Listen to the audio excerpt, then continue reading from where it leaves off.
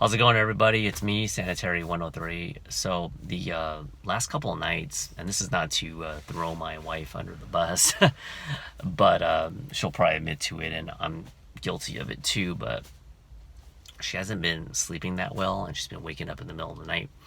And while waking up in the middle of the night, even though she's extremely quiet about it, I think the movement in the bed and or her being on her phone, even though she has her phone on extremely dim lighting, uh, it can still affect you and it can wake you up. And because of this, I've been getting a little bit tired, and it led me to this video right here. And today's video, I want to talk about how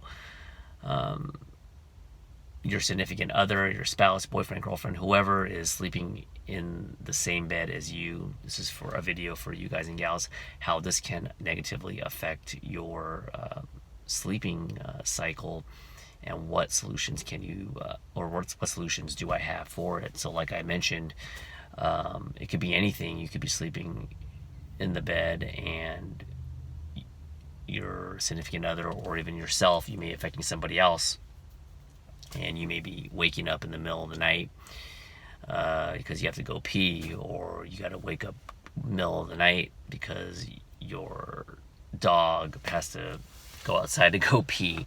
Anything that disrupts the sleeping cycle can cause this problem, and it may not seem like a big deal, but over time it can have a negative effect on your well-being overall. There have been numerous studies that have indicated that, or point towards how if you don't get a good night's rest, you increase your chances of making worse eating decisions. You tend to slow down your metabolism, tend to overeat. You get more irritable, less chance of you being motivated to work out. You're not as alert at work. It just goes on and on. There's just so many different things. That's why sleep is so essential. And I've done videos in the past about sleep. But anyway, jumping back on topic, if this is occurring all the time, or it's happening more frequently than it should, then there's a few things you can do. For one, if possible, if financially possible, like me and my wife, we have a queen size bed, and it's good. I have a small frame. My wife, she's only like 105 110 pounds. I'm like a buck 30 plus, buck 30 plus, yeah, exactly. Depending on my diet, but that's pretty much where I fall.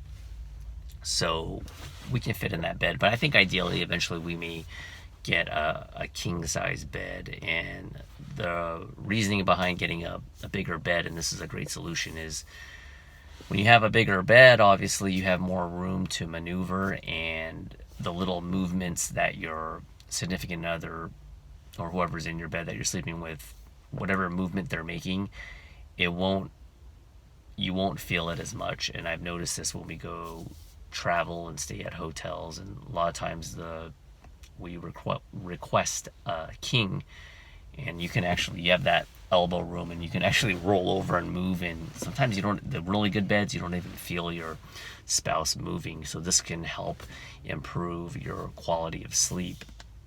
The second solution that I recommend, and this is probably not going to be a popular one but it's going to have to be done, especially if you have a very important presentation to do at work, or you just need that rest, and you're low on fuel because those days of not sleeping well have been adding up, and you're just like a walking zombie, and you're just jacked up on energy drinks constantly, which is not a good thing. And that is, you may have to, one of those days, if possible, one of you guys and gals need to sleep in another room, and you'd be amazed the quality of sleep. Now, of course, I love my wife, and I'm sure everyone ideally would like to sleep together in the same bed. I'm not saying to always separate, because I think that's a great way to bond with your significant other, to sleep in the same bed. It's the natural thing to do. That being said, don't always judge a book by its cover. There may be a time in which you need to sleep. If you have the option to sleep in another room, try it out for a few days and then see how you feel, and that may improve the situation. So that is my time. Hopefully this video was a little bit helpful, because I think a lot of times things aren't as obvious as you think. You may just be, for years, you may have just been sleeping with your wife or your husband, your boyfriend, girlfriend for many years, and they may be doing something indirectly that you don't even notice. Now, the most obvious one is snoring. Snoring is just, thank God, I rarely ever snore unless I'm extremely tired. My wife rarely snores, but you got people that have snoring problems, sleep apnea.